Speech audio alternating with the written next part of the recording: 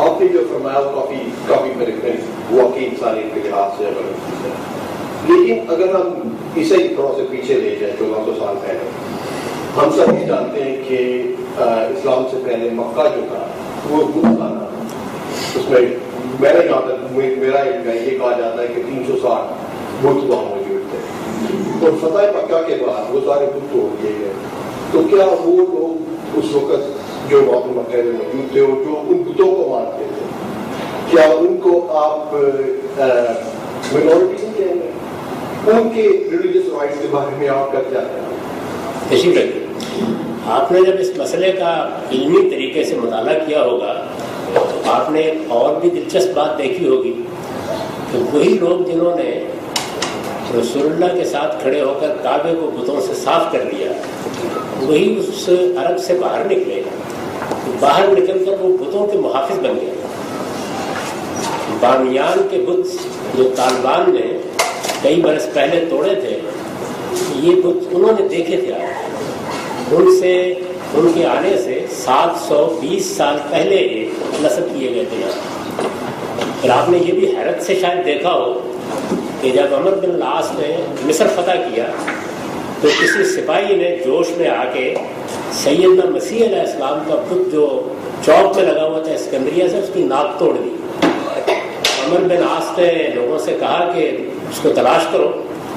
جب تلاش کرنے پر نہیں ملا تو وہ مسلمانوں کا سپہ سالار اور مصر کا حکمران نکلا اور اس نے نکل کر کہا کہ یہ میری ناک حاضر ہے، توڑ لی میں. میرا خیال ہے یہ بھی پڑھا ہوگا یا نہیں، مطالعے سے گزرا. اور یہ بھی دیکھا ہوگا کہ جو پارسیوں کے معبد تھے جن میں آتش جل رہی تھی، وہ صدیوں بعد تک اسی طرح جلتے رہے اور مسلمانوں نے ان کو ہاتھ نہیں لگایا. یہ ساری قومیتیں یہاں موجود تھیں. ایران کے لوگ 2 دن میں مسلمان نہیں ہو گئے تھے، اپنے مذاہب پر عمل پیرا رہے، کسی قسم کی پرسیکیوشن نہیں کی گئی. یہ میں نے صرف کوشچن رکھا ہے.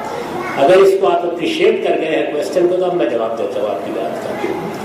دیکھیے بیت اللہ جو ہے یہ مسجد ہے، مسجد الحرام ہے. اس کی تاریخ یہ ہے کہ اس کو ابراہیم علیہ السلام نے خدائے واحد کی عبادت گاہ کے لیے بنایا تھا، اور اس کی متولی کے طور پر بنی اسماعیل کو، ابراہیم علیہ السلام کی اولاد کو وہاں آباد کیا گیا، اور ان کو یہ ذمہ داری دی گئی تھی کہ یہ مسجد خدا کی عبادت کے لیے خاص رہنی چاہیے. اگر آسٹریلیا میں آپ کی کسی مسجد میں کچھ لوگ بت رکھتے ہیں آ کے تو ان کو آپ کو اٹھانے کا حق نہیں. میں بالکل سمجھ رہا ہوں. بیت اللہ بت خانہ نہیں تھا. میں آپ سے تھوڑا سا یہ پوچھنا چاہ رہا ہوں کہ یہ بات جوز بھی کر سکتے ہیں کہ یروشلم پہ ان کا پہلا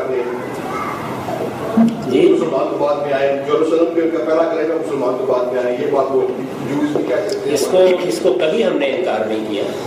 آپ کو اگر یہ معلوم ہے تو میں نے تو ایک بڑا تفصیلی مضمون اپنے رسالے میں چھاپا تھا جس پہ بڑی وضاحت سے یہ بتا دیا گیا تھا کہ مسجد، بہت کم لوگ اصل میں یہ جانتے ہیں کہ جس کو آپ مسجد اقصی کہتے ہیں یہ بالکل الگ عبادت گاہ ہے، اور ہیکل سلیمانی بالکل الگ عبادت گاہ ہے. اصل میں عام طور پر یہ خیال کیا جاتا ہے کہ یہی ہیکل سلیمانی ہے یا یہ وہ بیت المقدس ہے. یہ بیت المقدس نہیں، فاصلہ ہے کام، یہ بہت فاصلہ ہے. تو بیت المقدس یا یروشلم کی جو پرانی عبادت گاہ ہیکل سلیمانی ہے، اس پر یہود کا، اس پر مسیحیوں کا، اس پر ہمارا سب کا حق ہے. ہم تو یہ کہتے ہیں کہ یہ عبادت گاہ اصلاً یہود کے پاس تھی، وہ اس کو واپس لیں، رکھیں، بنائیں. ہمیں وہاں جانے آنے کی اجازت دیے رکھیں، کیونکہ ہم بھی ان پیغمبروں سے اور ان عبادت گاہوں سے محبت رکھتے ہیں. اس کے سوا کچھ نہیں مانگتے ان سے، اور وہ اللہ کی عبادت کے لیے بنائی گئی تھی. مسجد اقصی ایک بالکل الگ مسجد ہے. یہ تو اس جگہ بنائی گئی جہاں سیدنا عمر نے نماز پڑھی تھی، اور انہوں نے اتنی احتیاط برتی تھی کہ وہ جب گئے اور وہ صخرہ کے پاس بھی گئے تو انہوں نے وہاں نماز پڑھنے سے انکار کر دیا کہ اگر میں نے یہاں نماز پڑھ لی تو ان کی عبادت گاہ میں لوگ ہو سکتا ہے کہ کوئی مسجد بنا لیں یا اس طرح کر لیں تو الگ سے کریں. تو یہ دو بالکل الگ الگ چیزیں ہیں. مسلمانوں نے کبھی ان کے حق کو چیلنج نہیں کیا، اور اگر کچھ لوگ کرتے ہیں تو ایسے ہی ہے کہ جیسے بعض احمد لوگ یہ بات کر دیتے ہیں. آخر بامیان کے بت بھی توڑ دیے گئے، اور صحابہ کرام کے زمانے میں بھی رہے، اس سے پہلے بھی رہے، کبھی بھی نہیں توڑے گئے. محمد بن قاسم نے آ کے یہاں مندر نہیں ڈالے تھے کبھی. سب سے پہلے مسلمان محمد بن قاسم کے ساتھ آئے، تو ایسا کہیں بھی نہیں. ہندوستان کی پوری تاریخ میں یہ جو آپ بعد میں سنتے ہیں بعض واقعات یا داستانیں وہ بہت حد تک پولیٹیکل ہیں، یعنی ان کی نوعیت مذہبی نہیں ہے۔ محمود غزنوی یہاں کسی مذہب کے لیے تشریف نہیں لاتے تھے، وہ جن مقصدوں کے لیے آتے تھے ان کے لحاظ سے اپنے اقدامات بھی کرتے تھے، اس کی کوئی ذمہ داری نہیں۔ تو بیت اللہ کا معاملہ بالکل الگ ہے۔ بیت اللہ اصلاً ایک عبادت گاہ ہے خدائے واحد کی عبادت کے لیے، بلکہ اس کو تو خدا نے اپنا عالمی مرکز قرار دیا ہے اور اسی حیثیت سے بنائی گئی، تو اس کی نوعیت